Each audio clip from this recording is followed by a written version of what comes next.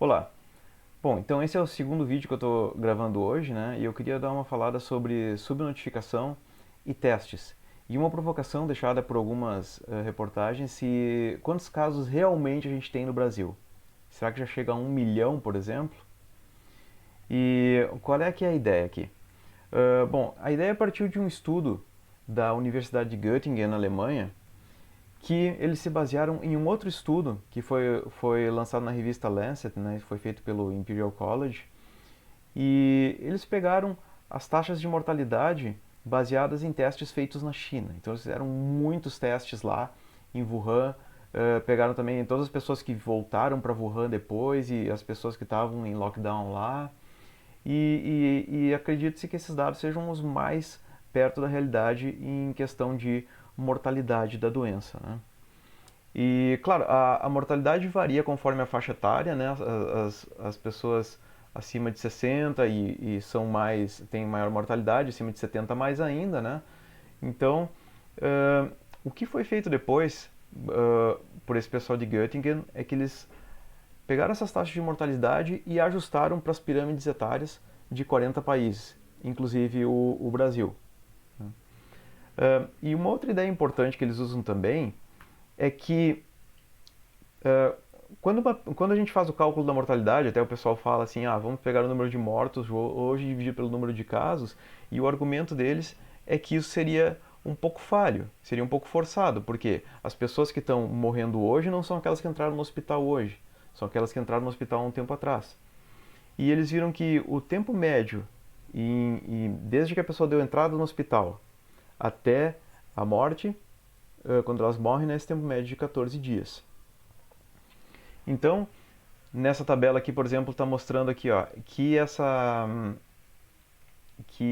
taxa de fatalidade aqui, essa aqui é ajustada para a pirâmide etária do país, né?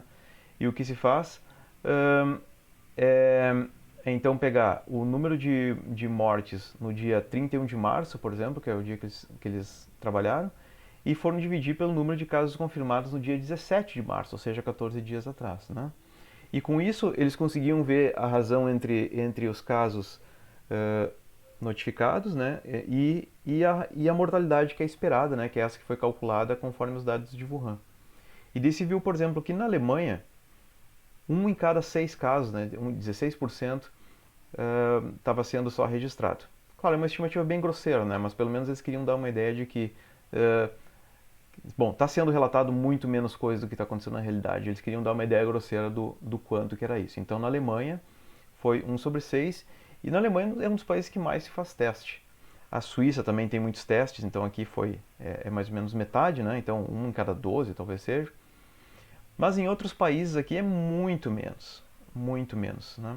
Então aqui, ó, França, 2,60, isso é 1 em cada 40 mais ou menos.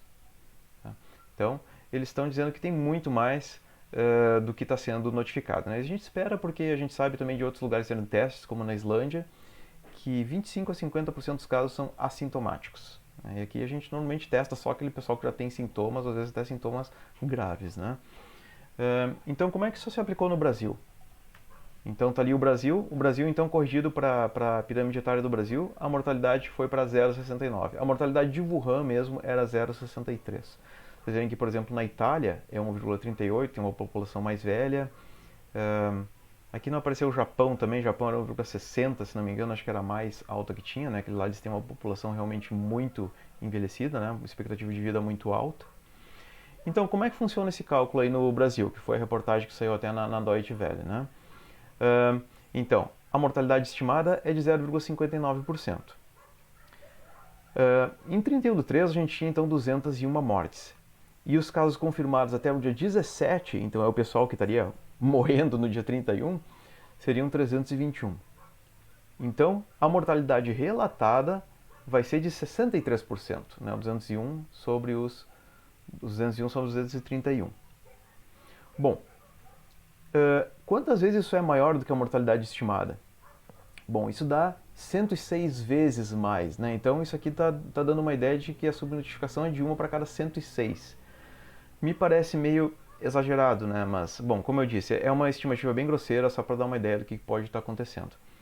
Então, como no dia 31 a gente tinha 5.700 casos confirmados, então, se na realidade estão sendo notificados 1 de cada 106, então se a gente multiplicar agora o número de casos por 106, a gente vai ter que vai ser mais ou menos uns 600 mil casos que a gente tinha lá em 31 de março. Né? Então, um número bem alto, bem preocupante, né? Mas é a estimativa que também consta lá no estudo. Né? Eu omiti as outras colunas, mas aqui se vocês fossem ver as outras colunas, ele diria lá que tem 600 mil casos no Brasil. Então, usando esse mesmo raciocínio, eu então fiz o cálculo agora para dia 10 do 4. Então, a mortalidade estimada, então, em 10 do 4 a gente tinha 1.057 mortes e 3.417 casos confirmados. Isso dá uma mortalidade de 30%, né? Pegando então o pessoal que há 14 dias foi relatado a infecção, né? E então tá morrendo agora. Então isso agora, se a gente dividir os 30,9 pelo 0,59 lá de cima, isso dá um caso a cada 52. Bom, já baixou um pouco lá do 100, né? Sinal que talvez a gente esteja fazendo mais testes e esteja com uma estatística que seja mais próxima do que realmente está acontecendo, né? Mas ainda, claro, é muito longe, né? Então, com isso, se a gente pegar então esses 52 e multiplicar pelos quase 20 mil casos que foram relatados ali até 10 de abril, né? Aí a gente chega então a quase 1 milhão de casos. Então, essa é a estimativa, né? Baseado no estudo do pessoal de Göttingen, de quantos casos a gente teria no Brasil em 10 de abril. Né? Então, é uma coisa preocupante, porque, claro, muitos desses seriam assintomáticos, né? Eu não sei se é 1 milhão, mas digamos que seja 500 mil, que sejam 300 mil, ainda assim é muito mais gente do que as estatísticas estão mostrando, né? E qual é a saída para se... Bom, vamos ver Porto Alegre então. Porto Alegre, até que parece com os dados dá para se mostrar uma situação um pouquinho melhor. Bom, eu peguei os dados aqui do IBGE para tentar mudar o índice de mortalidade aqui para Porto Alegre, porque aqui a gente tem uma população um pouquinho mais envelhecida também em relação ao resto do país, né? Então eu normalizei os dados lá, assim como fizeram no estudo lá do pessoal de Göttingen, e consegui uma mortalidade de 0,73%, né, baseado nos dados de 2018 do IBGE. E aqui a gente tem 6 mortes só, e casos confirmados então até 14 dias atrás, que isso vai cair no dia 27 de março, são 118 casos. Então, essa mortalidade aqui está de 5,1%, né, os 6 pelo 118. Então isso já está, bem melhor do que os 30% ou 60% que aconteceu no caso do Brasil, né? Sinal que talvez, né, a gente nunca pode dizer com certeza, né, como as coisas estão acontecendo, mas se os números podem dizer alguma coisa, é que isso aqui a gente está um pouco mais perto da realidade do que o Brasil em média. Bom, se a gente dividir então o 5,1 pelo 0,73 ali de cima, a gente consegue que isso é um caso a cada 7. Então parece um pouquinho mais reconfortante, né? Mas ainda assim, se a gente multiplicar pelos 305 infectados que estão confirmados até o dia 10, então a gente tem aí, na verdade, 2.100 casos, mais ou menos, aqui em Porto Alegre. Então, em vez de ter essa curva azul aqui embaixo dos casos, a nossa curva real, assumindo que isso é verdade, essa curva seria aqui. Claro, se a gente colocasse, por exemplo, numa escala logarítmica, isso só deslocaria a curva para cima, né? A taxa de crescimento ia continuar a mesma, né? Porque a gente sempre está multiplicando o número de casos por uma constante, né? Então, apesar de parecer aqui que é uma coisa muito pior, assim, mas na verdade a taxa de crescimento diário é exatamente a mesma, tá? A gente sempre está multiplicando os casos aqui por 7, é só isso que está se fazendo. Mas provavelmente a gente tem um número que seja bem maior do que os 300, né? E segundo o cálculo esse de Göttingen seria aproximadamente uns 2.000 casos. Bom, o que a gente precisa fazer para melhorar a situação é fazer mais testes, né? Então a gente espera que logo mais se façam muitos mais testes, né? E só para dar uma ideia de como estão as coisas no mundo, eu peguei alguns dados aqui do número de testes que estão sendo feitos por milhão de habitante, né? Então, daí a gente, mesmo com países de tamanhos diferentes, a gente consegue ter uma ideia da densidade desses testes, né? E a ideia é que pelo menos precisa de uns 1.000 testes por milhão, né? Ou 1 em 1.000, para se ter alguma ideia melhor do que está acontecendo. Isso é coisa que, por exemplo, o pessoal fala por aí, né? Vamos ver como é que está isso. Então, o país que está melhor aqui é a Suíça, né? Com quase 22 mil. Depois a Alemanha.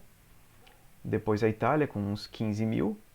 Os Estados Unidos, com 7.700. Tem várias questões também, que as metodologias são diferentes, os prazos são diferentes. O pessoal diz que, na verdade, esse dado dos Estados Unidos aqui está bem subestimado, né? Mas esse é o dado que se apresenta, por exemplo, de quantos testes eles fizeram lá na Johns Hopkins. A Espanha está bem perto ali, né? A França já um pouco menos. O Reino Unido também. Mesmo o Irã aqui já está com uns 3 mil, né? Já, bom, bem menos que a Suíça, mas... Bom, vocês viram aqui que não apareceu o Brasil ainda, né? Como é que está o Brasil na situação? Bom, o Brasil está com menos de 300 testes por milhão de habitantes, né? Então, a gente espera que isso melhore mais para frente. Talvez a gente possa refazer essa estimativa, ver se o valor aquele testado fica mais próximo da realidade, né? Se vem mais testes por aí. Como é que fica Porto Alegre nessa situação?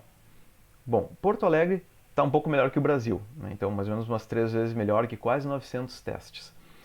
Se a gente pegar lá nos dados da Secretaria da Saúde o número de casos confirmados e descartados, né, que daí a gente pode assumir que isso são os testes completados, a gente vê que nas últimas semanas estava sempre uma média de 40 testes completados por dia.